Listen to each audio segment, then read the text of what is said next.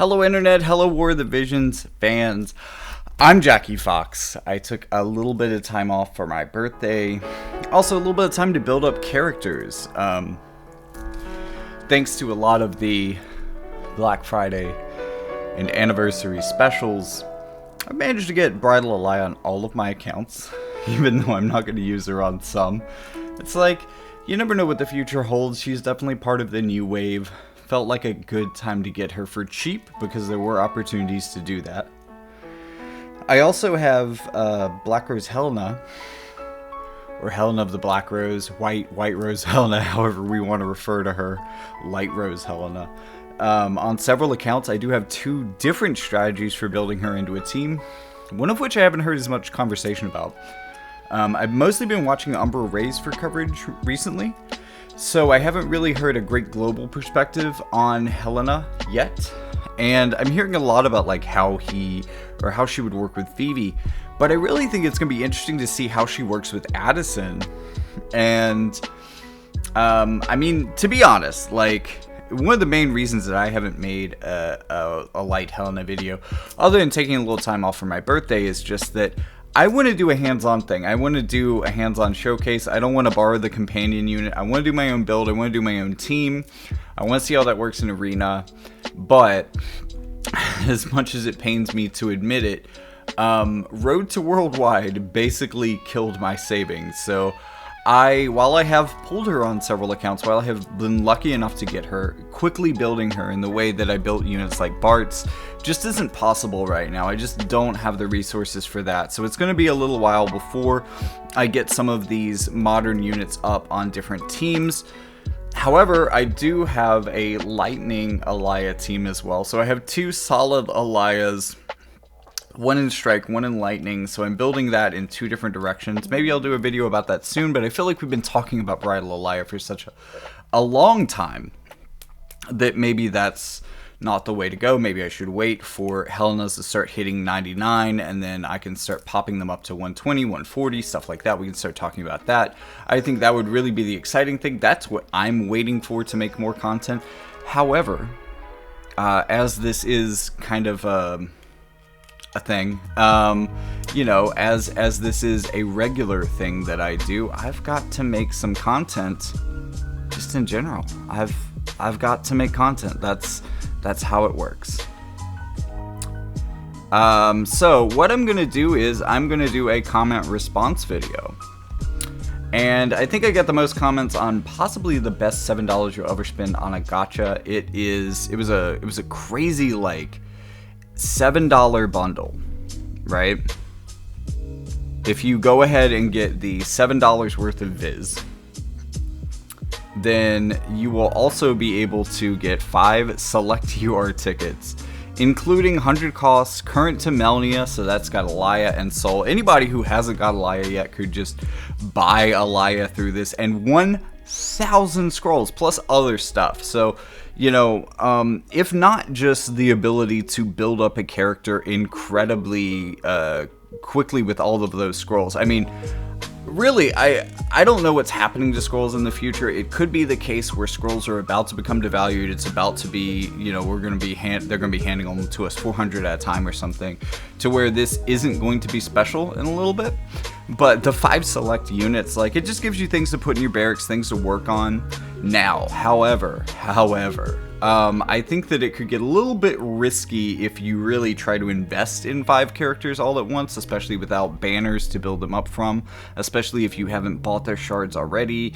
If it's not a character you just missed on a banner and, you know, bought a bunch of their shards for pity, then maybe you can build them up quickly. Maybe it's not that bad. But I think in a lot of cases, this is really for slow building.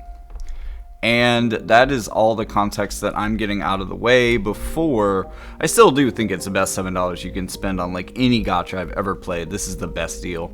Krauser says, the things we miss, the people who can't buy. Good one. I feel you. I feel you. Even $7 is like too much for some people. And I feel that. I just happen to have some birthday money. Unpopular opinion from Pikachu. This is bait. Phoebe is right around the corner, and White Rose Helena just came out.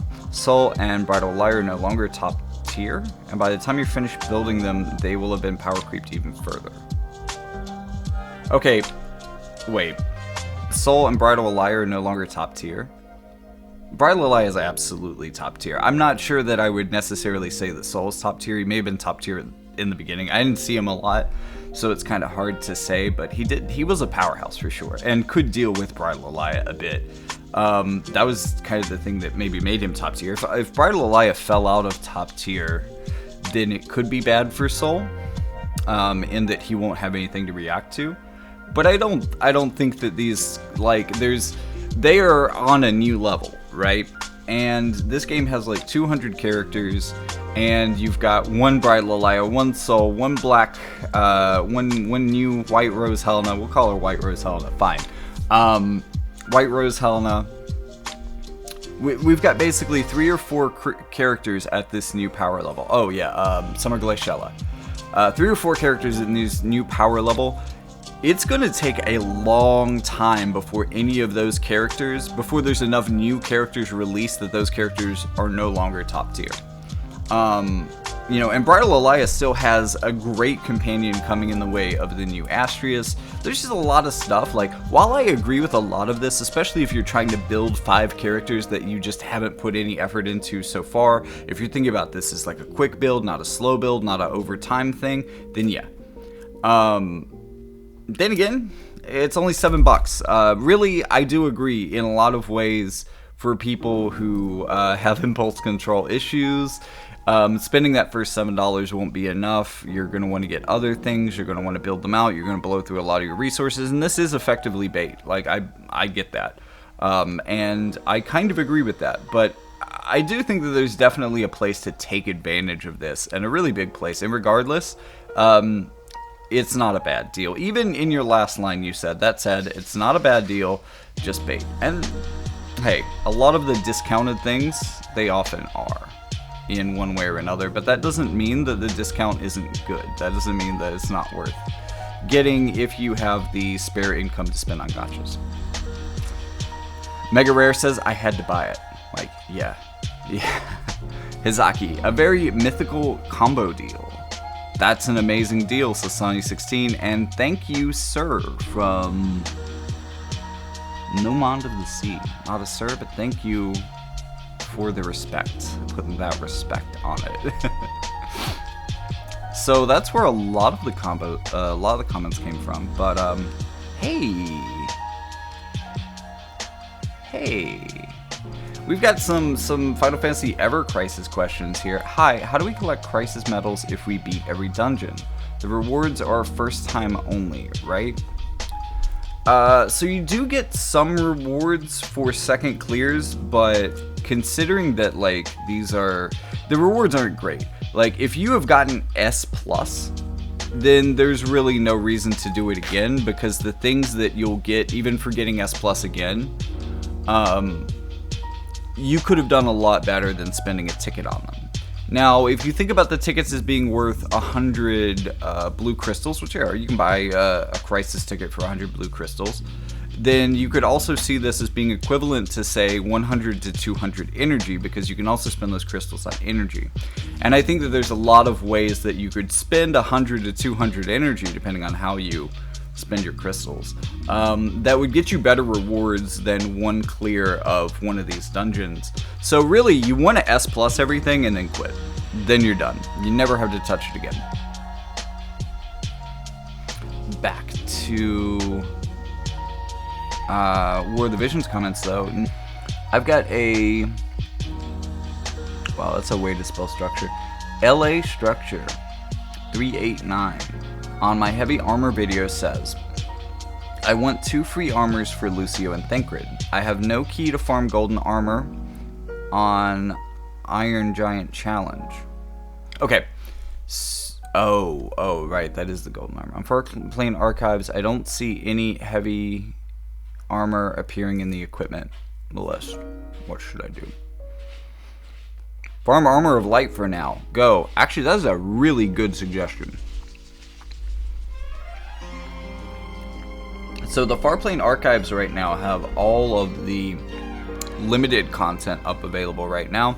You do have one Farplane Archives key per day that is free. So absolutely go ahead and do that. That's a really good one.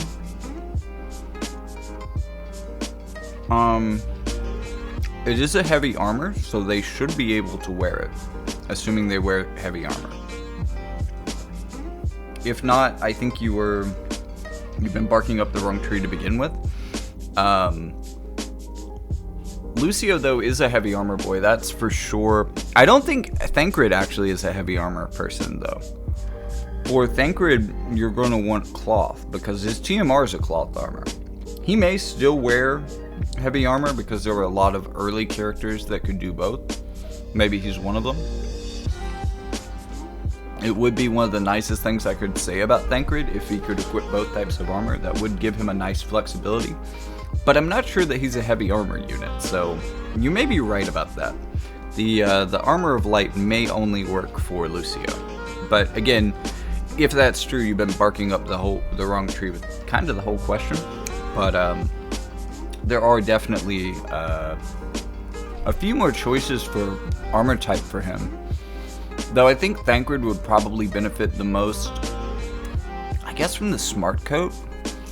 There's probably other ways to go, and maybe cloth armor from TMRs that would be better for him. There's a lot of good cloth armor TMRs. But I think the Smart Coat covers his weaknesses because he is deathly weak to magic. But at the same time, you might just want to build him up for physical and only use him on offense. Thancred's kind of an awkward unit, honestly.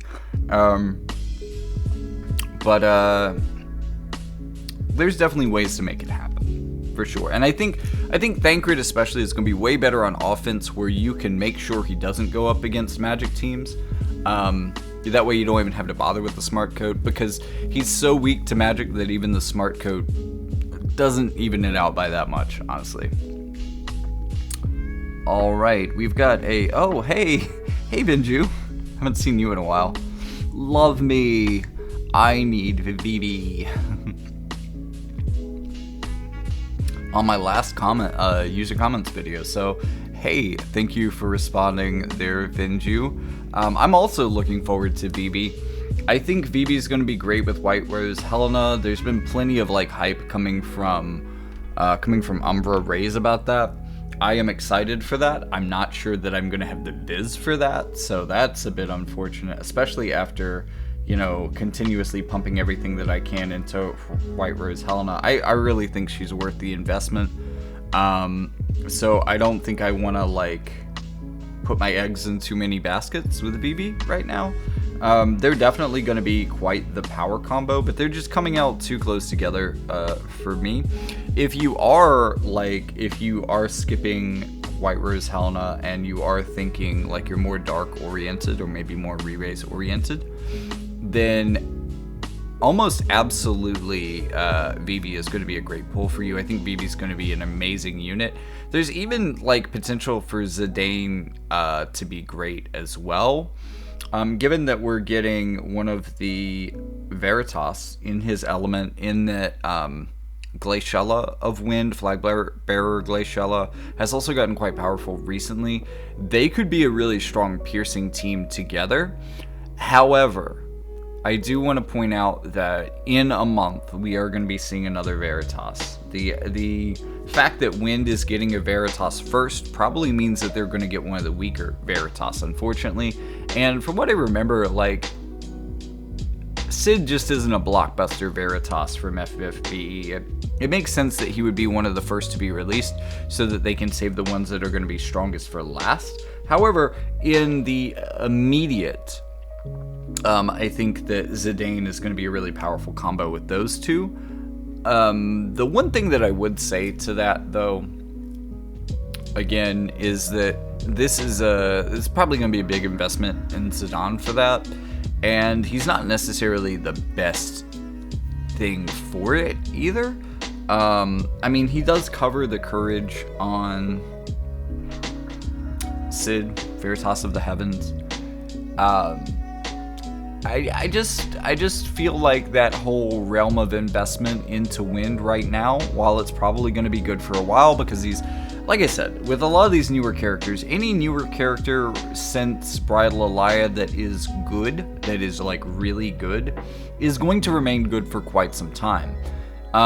They're going to have to fill out the rosters of multiple elements to be able to compete with characters like Bridal Alaya, which means that instead of power creep going up, we're going to see power creep going wide. Essentially, we're going to see that power creep start to hit other elements. And we're going to see a lot of characters that can keep up with characters like Bridal Alaya or with Black Witch Helena.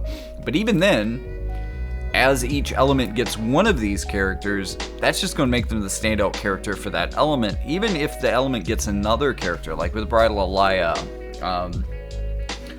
I guess at some point we're going to be getting Astrius, the new Lightning Astrius, which is out on JP but has not yet graced the global side of Worldwide.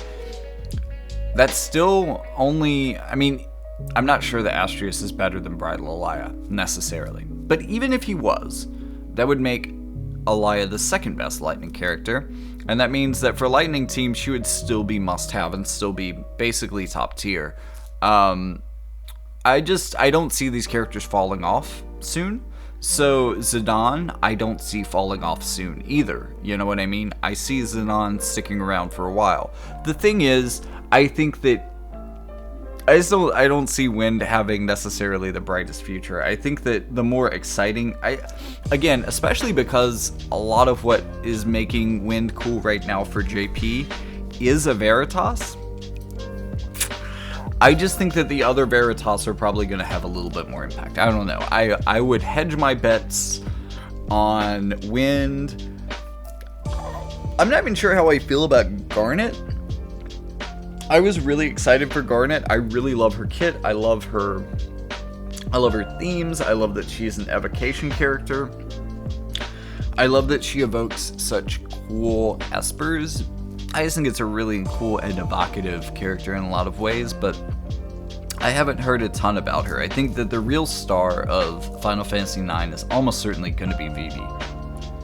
And not just in the short term, but also in the long term. Another image post. I managed to get White Rose Helena on my first pull on one account, right? I pulled on multiple accounts, but like got it for the first pull. So here are the comments. Jahazel Vasquez? That's definitely Vasquez. I don't know how to say the beginning of it. LOL, I got her first try plus Alaya, which I also didn't have. Holy shit, wait, on the same poll? Pixar, it didn't happen, dude. Like, if you haven't posted this picture to your YouTube channel, I don't believe you. Oh. Well, you have put out a video. One creative way to improve your life. Thanks, mate. You know what? I might actually look at that. Oh, shout out to Mr. Vasquez. Why do I want to say Velasquez? What is wrong with me? What is wrong with my eyes and my mouth? No viz for me to pull either. I know, right? Like, you know, I said a lot of things about Road to Worldwide not being that bad. And then it ate all my biz. So, what can I say? Also, thanks for the happy birthday, Melky. Thank you, Melky. Got another happy birthday comment. Thank you so much. What a strange coincidence, because me too. Nice. Good job, Nomond of the Sea. And again, thank you, Stafu176, for the happy birthday. We got somebody who got Melnia. Good job, Daco. I hope you're playing Earth. That's going to work for you. Sunny16 says happy birthday, Foxy. Thank you so much. Lex Reason says also happy birthday. I know, right? That was some good luck. And then, why can't I see Lex's last? Okay, congratulations, Fox. Your luck is insane. Haha, I name you the King of Gacha. Sweet. I've always wanted to be royalty. Okay, whoa, another post. Nice. What did I get? Oh, did I get... I got a soul. Oh, and I got a soul on the free pull. That's right. Okay, that's what they're responding to. So, let's go back. Congrats, that's the best 43... Whoa. Best 43 K viz I have ever spent in the game, along with Sephiroth. Oh, on soul? I haven't... Again, I hear people say that he's top tier. He's a new unit in kind of a new place where things are very strong. I guess I just haven't seen enough of him to know how powerful he might be. But, I'd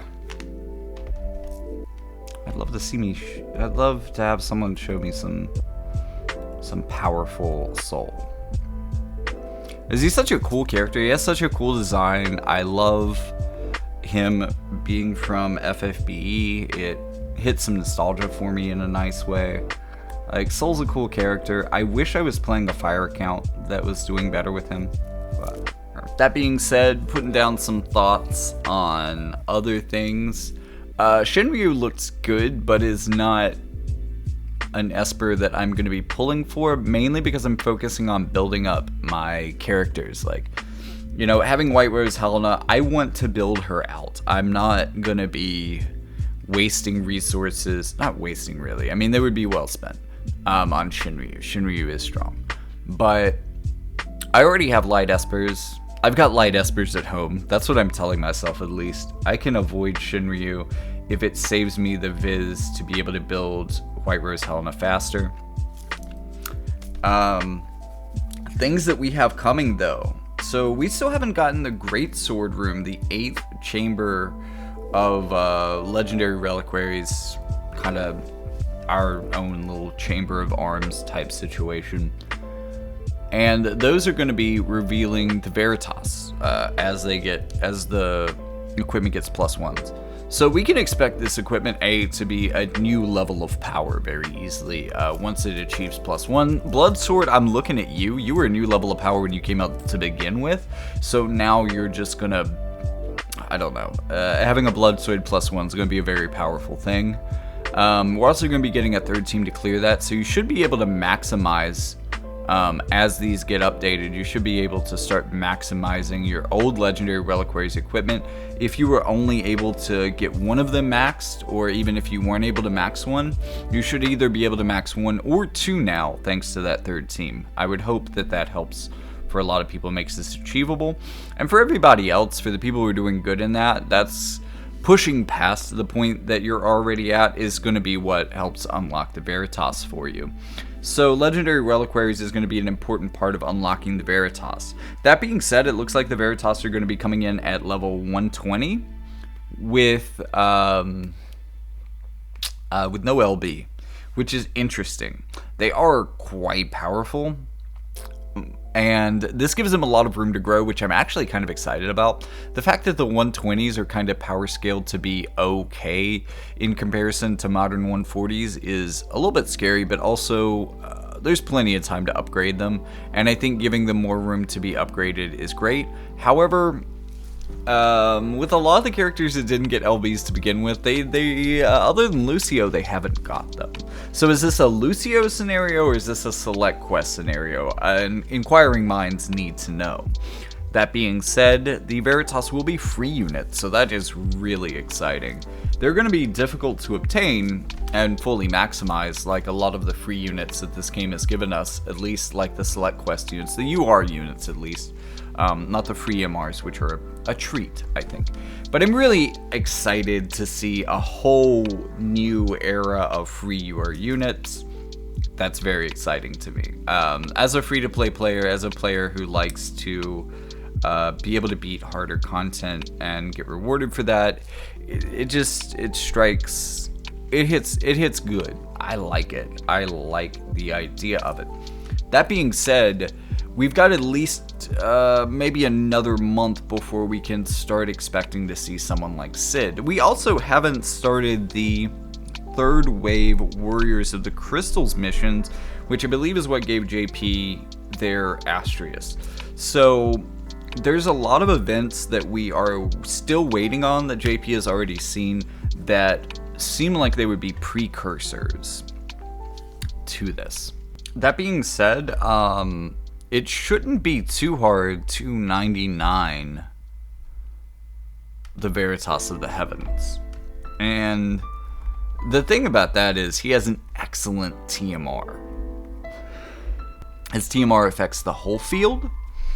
It dispels auto restore for enemies. It decreases AP by 10 for enemies. It decreases attack by 30% for 2 turns for enemies.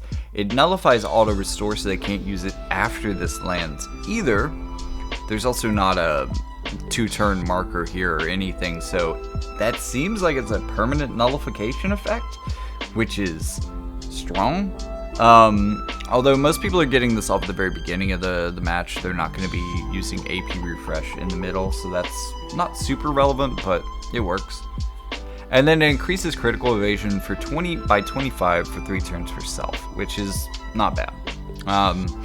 I really think that a lot of people have enough crit that you really need a lot of critical evasion to be able to get around them, but critical evasion is becoming more and more important as characters are becoming more and more dependent on criticals for their full power.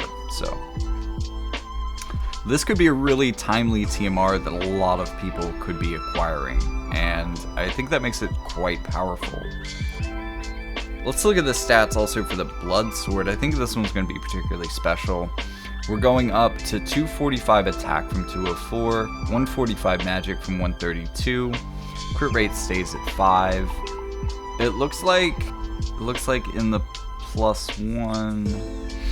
Okay, so for the +1, we're getting an additional. No, because that was at the very end here. It looks like we're getting additional AP 10 for start, which is alright.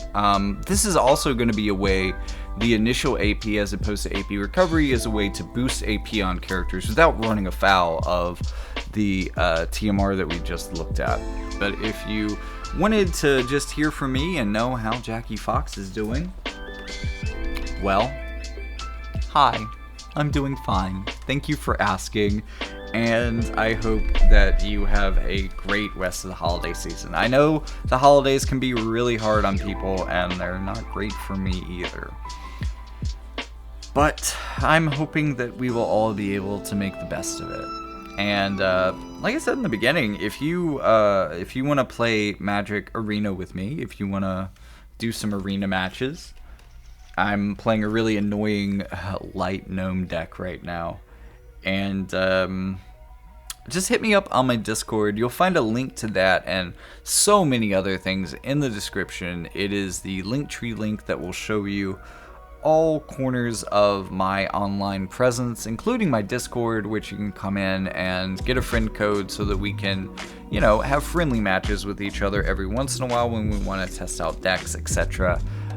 If you would also like to play War of the Visions with me, maybe join one of my guilds, something like that, just hit me up in that Discord. There's also other things, other channels, podcasts, etc. that you can check out through that. Also ways to donate to the channel and more. So much more. So with that being said, be sure to check out that link in the description on your way to like and subscribe to the channel, please. I don't post the most often of the content creators on YouTube, but I try to post when I think it's important. So you probably won't be seeing regular news updates from me, but when I think that there's something particularly cool going on, I'm definitely going to be willing to talk about it. And for the record, I think Pixel Remaster is pretty neat, even though I don't recommend anybody pull for Pixel Remaster in any way, but if there are characters that you've had at 120 maybe sitting in your barracks for a little while, you've been waiting for snow to get a 140, you've been waiting for lightning to get a 140, you've been waiting for Noctis to get a 140, actually I should make a completely separate video just saying how happy I am that Noctis has a 140 now. If that's what you've been waiting for, then Pixel Remaster is for you, but if you've been waiting to pull Cloud, and you think you're going to build him up into an amazing unit, I'm really sorry. Cloud has been out for a while and hasn't aged that well. Maybe we'll get a Cloud 2.0 at some point. Who knows? We probably need, like, Rebirth to come out before we get, like, Rebirth Cloud, you know? Maybe Rebirth Cloud will be worth it for you, but, for right now, I'm not really recommending a lot of these older characters, because really, in a lot of... If you're not reincarnating, if that's not what you're doing with Pixel Remaster, I think you're kind of eating the bait for that. You know, you want to talk about the 7K Viz thing, or the $7 5 thing guaranteed ticket being bait. Oh no, Pixel Remaster is the bait, the biggest of the bait. But I also think it's useful. I think it's necessary for the game. I think it's important that it happened, and I'm really grateful for it.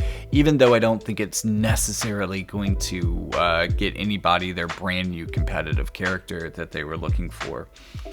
I mean, you're definitely going to be able to have like a strong third for your team that maybe you didn't have before, but not the competitive all-star that you're maybe looking for. Anyways, I've been talking for quite some time. This video is getting long enough as it is. So let me cut it short here before we go a whole hour. But I just wanted to be able to have plenty to say for those who might miss me.